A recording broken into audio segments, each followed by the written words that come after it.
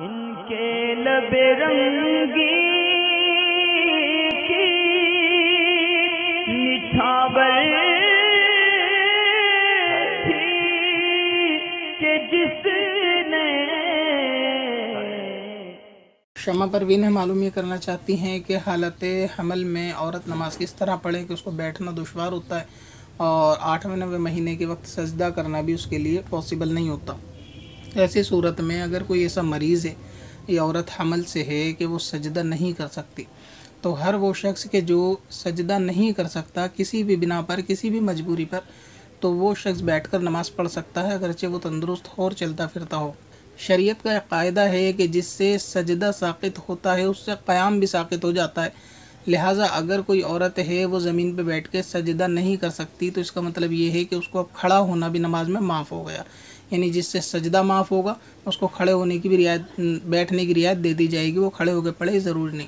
تو اس طرح حاملہ عورت جو ہے وہ بیٹھ کر نماز پڑھے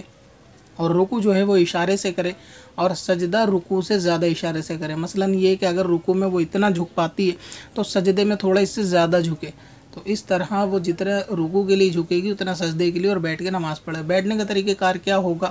اس کے تعلق سے مفتی امجد علی اعظمی رحمۃ اللہ تعالیٰ علیہ نے بہار شریعت میں فرمایا کہ مریض وغیرہ کے لیے بیٹھنے کے لیے کوئی خاص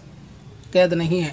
اگر دو جانو ہو کے جس طرح نماز میں بیٹھتے ہیں مرد مرد کی طرح، عورت عورت کی طرح، اگر بیٹھنا آسان ہو تو ٹھیک اور نہ آسان ہو تو جس طرح مریض کو سہولیت ہو اس طرح سے بیٹھ سکتے ہیں۔ لہٰذا اسلامی بہن حالت حمل میں جس طرح ان کو گنجائش و آسانی ہو وہ بیٹھ جائیں تسلی سے اور بیٹھ کر نماز پڑھیں اور اشاروں سے رکوع کریں اور تھوڑا زیادہ جھک کے سجدہ کریں،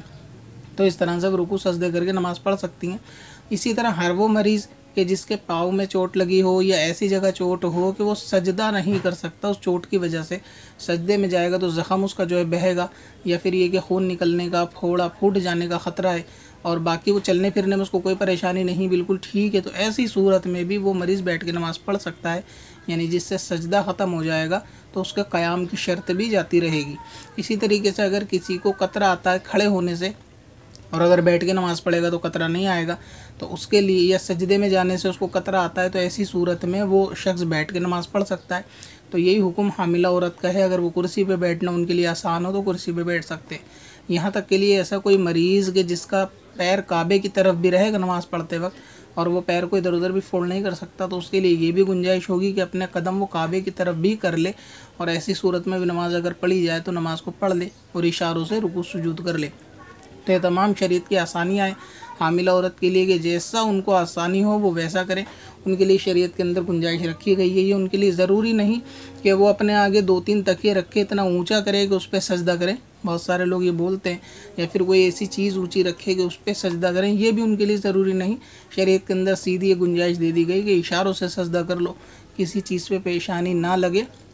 تو بھی اس میں حرج نہیں۔ تو اسلامی بہنیں بیٹھ کر اشارے سے اسی طرح رکوع کریں اور رکوع سے اٹھ کے اور رکوع سے اٹھنے کے بعد جب وہ دوبارہ سجدہ کریں تو وہ رکوع کے مقابلے تھوڑا زیادہ جھک جائیں، تو اس طریقے سے آسانی ہو سکتی ہے۔ سیدھے ہاتھ کعبے کی طرف بھی رکھ سکتے ہیں رکوع کرتے وقت، اور اگر جیسے کہ اگر ہاتھ آگے جانے میں بھی پریشانی ہے تو ہاتھوں کو رانوں پر رکھ کر بھی سجدہ کیا جا سکتا ہے، تو اس طرح حاملہ عورت نماز پڑھ لے۔ اور اسی طرح ہر وہ مریض کے جو سجدہ نہیں کر سکتا، سجدہ کرنے سے پریشانی ہے، وہ بھی نماز کو بیٹھ کر پڑھ سکتا ہے۔